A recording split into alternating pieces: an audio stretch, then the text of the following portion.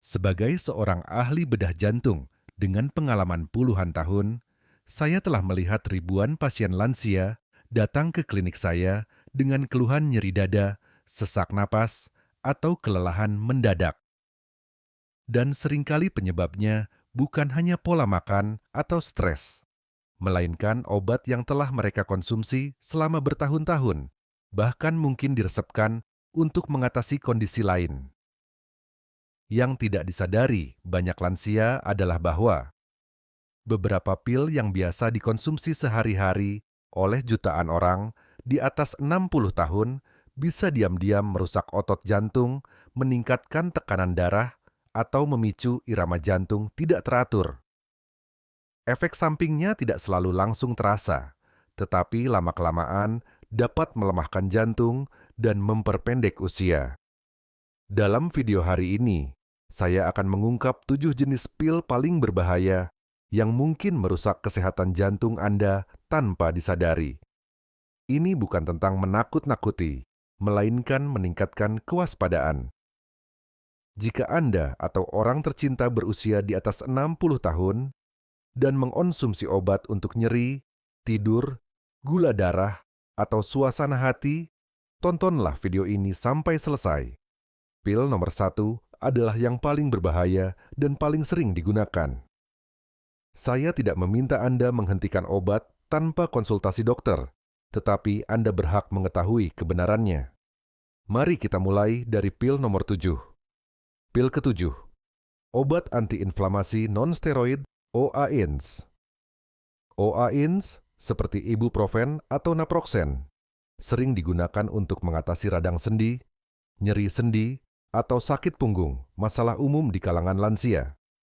Banyak orang di atas 60 tahun mengonsumsinya setiap hari tanpa menyadari risikonya bagi jantung. OAINS dapat meningkatkan tekanan darah dan menyebabkan retensi cairan yang membebani jantung. Bagi mereka yang jantungnya sudah melemah, tekanan tambahan ini bisa memicu gagal jantung atau detak jantung tidak teratur. Lama-kelamaan, OAINS juga merusak pembuluh darah dan mengurangi fungsi ginjal, memperberat sistem kardiovaskular. Jika Anda sudah memiliki tekanan darah tinggi atau minum obat jantung, pil ini bisa mengganggu pengobatan tanpa terasa. Saya selalu menasihati pasien lansia untuk berhati-hati dengan obat pereda nyeri yang dijual bebas. Ada alternatif lebih aman yang tidak meningkatkan risiko jantung. Konsultasikan dengan dokter sebelum menggunakan OAINS lebih dari beberapa hari. Pil ke-6, obat diabetes thiazolidinedion seperti pioglitazone. Jika Anda mengidap diabetes tipe 2, mungkin Anda mengenal golongan obat thiazolidinedion, misalnya pioglitazone. Obat ini memang menurunkan gula darah, tetapi diam-diam bisa membahayakan jantung. Pil ini menyebabkan penumpukan cairan, pembengkakan kaki, bahkan gagal jantung kongestif, terutama pada lansia di atas 60 tahun. Meski tujuannya mengontrol gula darah, risikonya terhadap sistem kardiovaskular serius. Banyak lansia dengan diabetes sudah berisiko tinggi terkena penyakit jantung. Jika ditambah obat yang memicu retensi cairan, bahayanya semakin besar. Yang lebih mengkhawatirkan, obat ini bisa menutupi gejala awal gagal jantung, seperti lelah atau sesak napas. Beberapa dokter mungkin masih meresepkannya karena efektif menurunkan gula darah.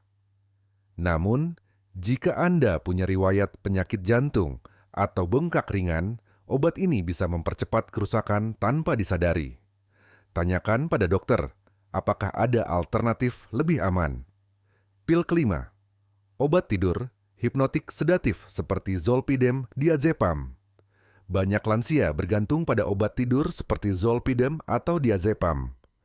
Meski membantu tidur, obat ini punya efek samping serius bagi jantung. Hipnotik sedatif memperlambat sistem saraf, termasuk detak jantung dan tekanan darah. Ini justru mengurangi kemampuan tubuh merespons kebutuhan oksigen selama tidur. Seiring waktu, obat tidur bisa memperburuk sleep apnea, henti napas sesaat, yang memberi tekanan ekstrem pada jantung dan memicu gangguan irama jantung berbahaya. Obat ini juga bisa mengganggu kerja obat jantung, seperti beta blocker, dan meningkatkan risiko jatuh, kebingungan, serta masalah pernapasan, terutama jika dikonsumsi bersama obat lain. Masalah tidur harus diatasi, tetapi ketergantungan jangka panjang pada obat tidur perlahan merusak otak dan jantung. Ada cara alami yang lebih aman untuk memperbaiki kualitas tidur. Pil keempat, antidepresan, trisiklik, seperti amitriptilin. Antidepresan trisiklik, misalnya amitriptilin atau nortriptilin, adalah obat generasi lama untuk depresi, nyeri kronis, atau kecemasan. Namun, obat ini berisiko bagi jantung, terutama bagi lansia.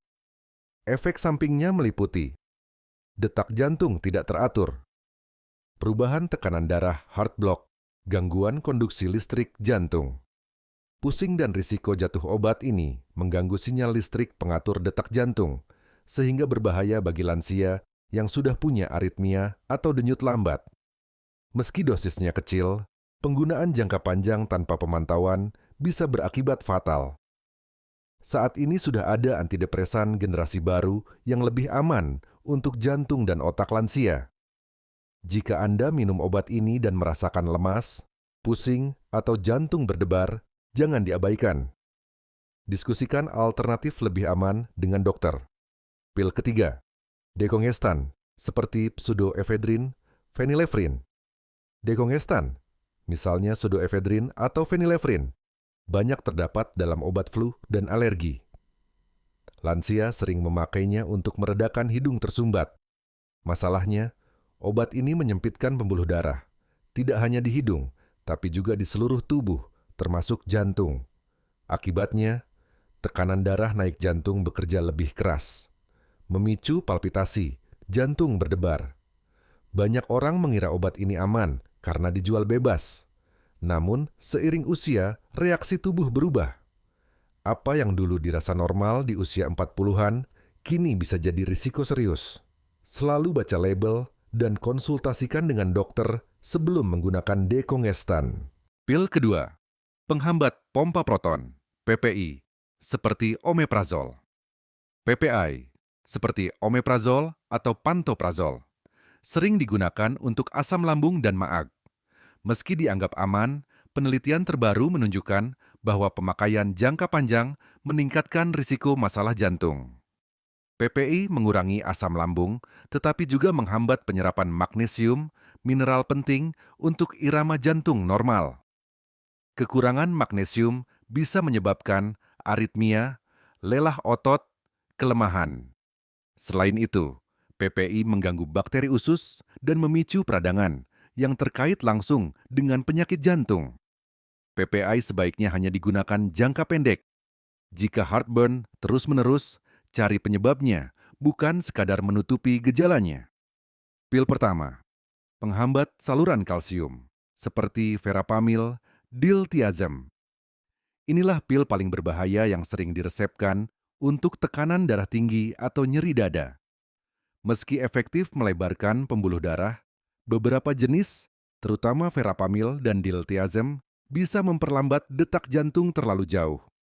Efek sampingnya pada lansia, denyut jantung terlalu lambat, pembengkakan kaki, sesak napas, pusing hingga pingsan.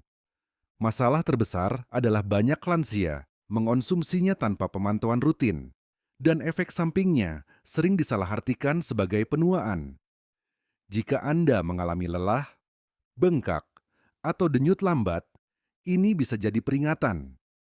Jangan berhenti minum obat tanpa arahan dokter, tetapi tanyakan apakah ada pilihan lebih aman.